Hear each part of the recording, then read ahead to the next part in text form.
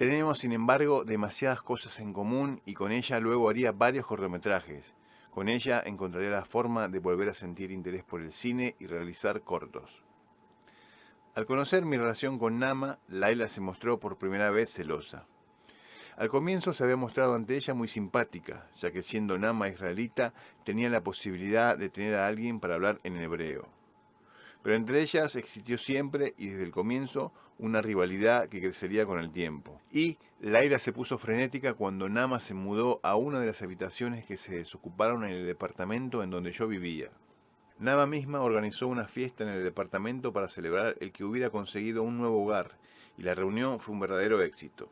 Asistieron incluso Joel y Gustavo, así como Pablo, un tecladista uruguayo que luego se convertiría en uno de mis mejores amigos en Barcelona. Vinieron además muchas más personas de las que yo recuerdo los nombres, pero que también eran conocidos míos.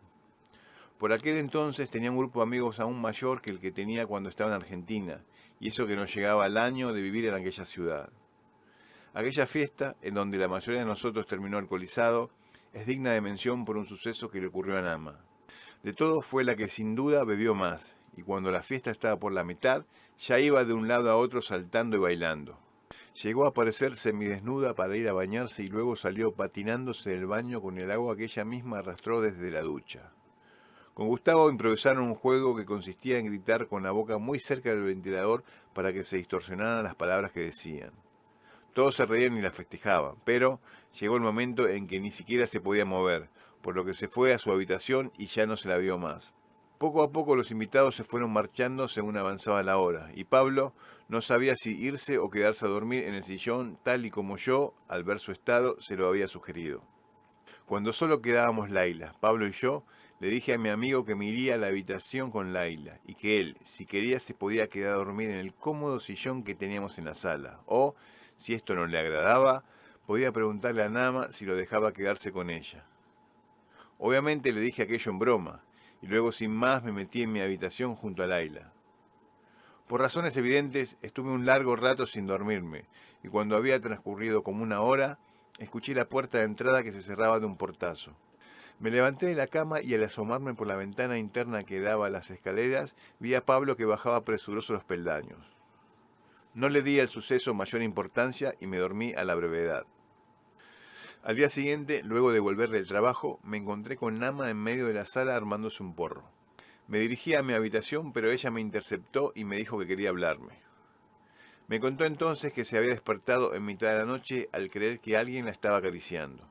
En medio de su extrema embriaguez, alzó la cabeza de la cama y se encontró con Pablo sentado en la silla que había en su habitación, mirándola fijamente. Le preguntó que qué era lo que estaba haciendo allí, a lo que él contestó que creyó que tal vez ella tendría frío.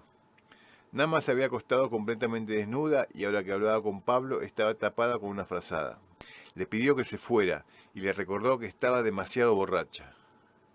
Pablo hizo lo que le pedían, pero antes le dijo que había sido yo quien le había sugerido que se metiera en su habitación.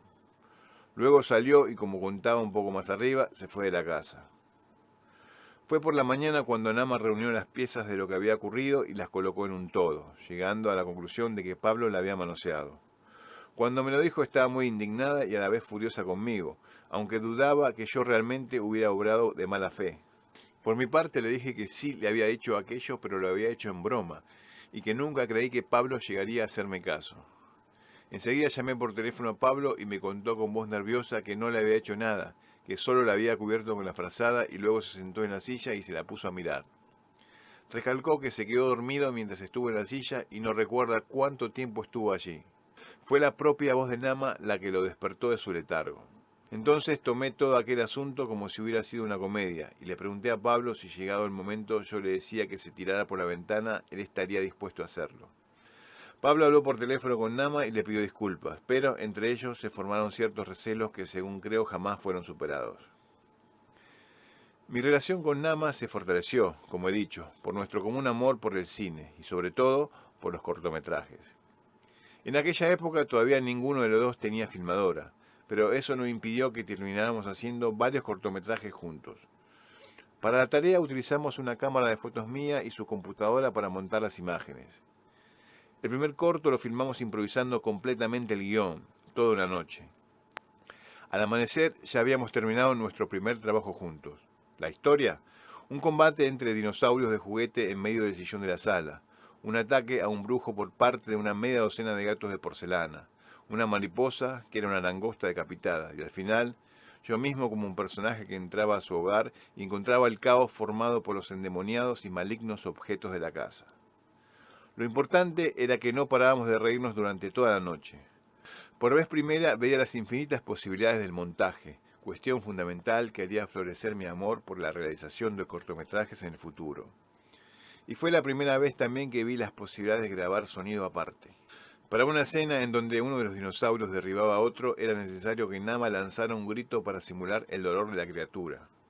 Inocentemente le dije que gritara, micrófono en mano, y ella lanzó un alarido terrible que duró casi un minuto y retumbó por todo el edificio. A pesar de ser las 4 de la mañana de un día laborable, poco a poco comenzaron a escucharse las puertas que se abrían desde todo el edificio, los comentarios en voz baja. El tercero, que concluiría con lo que llamamos la trilogía, lo hizo Nama en compañía de Irene y su hermano, amigos nuestros de aquella época. Irene también participó en la segunda parte, en donde en homenaje a Nama se me ocurrió la idea de un personaje que era fumado como un porro humano por el odio que su mujer le tenía. En la historia también se mostraba cómo la mujer hacía un muñeco vudú con su novio y lo martirizaba.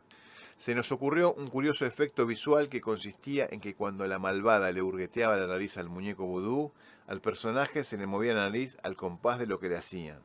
Para conseguirlo, Irene tuvo que esconderse sentada al lado mío, mientras que con una lapicera me hurgueteaba la nariz hacia un lado y luego hacia el otro. Por supuesto, la cámara estaba dispuesta de modo tal que a ella no se la veía, y solo se me veía a mí, que era al fin y al cabo el protagonista, sufriendo los tormentos de la brujería. Otra anécdota curiosa de aquel corto era que el muñeco utilizado en la filmación fue una creación que Laila hizo para mí. Recuerdo que ella me había preguntado qué era lo que a mí me gustaría que me hiciera, ya que por aquel entonces estudiaba escultura y quería poner a prueba sus habilidades. Le dije: hazme la cosa más horrible que se te ocurra, lo que más asco te dé. Lo más curioso fue descubrir más tarde, y no enseguida, el increíble parecido que su creación tenía conmigo. En el final del corto se muestra cómo la malvada Nama destruye a martillazos a la criatura, volviéndola un montón de polvo.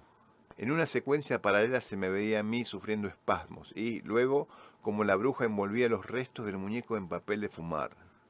A continuación se veía cómo me envolvía con la manta que cubría el sillón. Un dato curioso es que Nama e Irene se opusieron a una idea mía que consistía en comprar una peluca e incendiarla mientras la tenía puesta en la cabeza. Quería lograr el mayor realismo y emular lo mejor posible el momento en que la bruja se prende el gran porro para fumárselo. Me pareció que eso le hubiera dado un toque único al corto. Pero, aunque les insistí que la secuencia solo duraría unos segundos, como he dicho antes, mis amigas se opusieron por miedo a un accidente.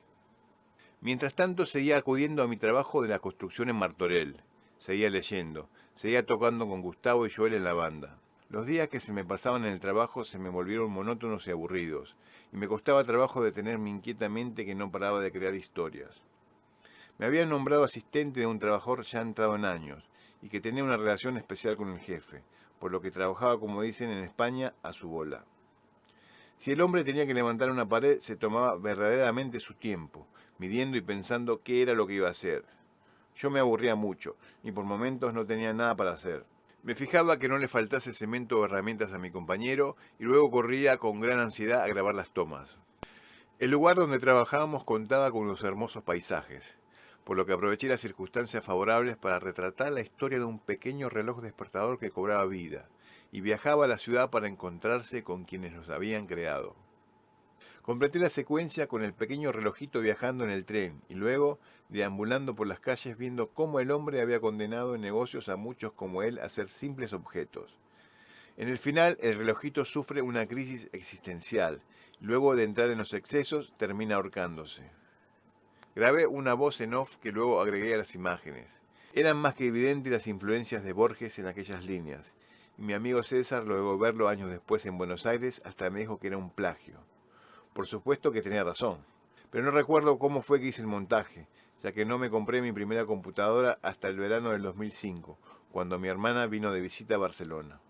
Llegando a Semana Santa, y por propuesta de Joel y Gustavo, decidimos ir a Francia, a Toulouse para ser más precisos, hacer una especie de gira callejera.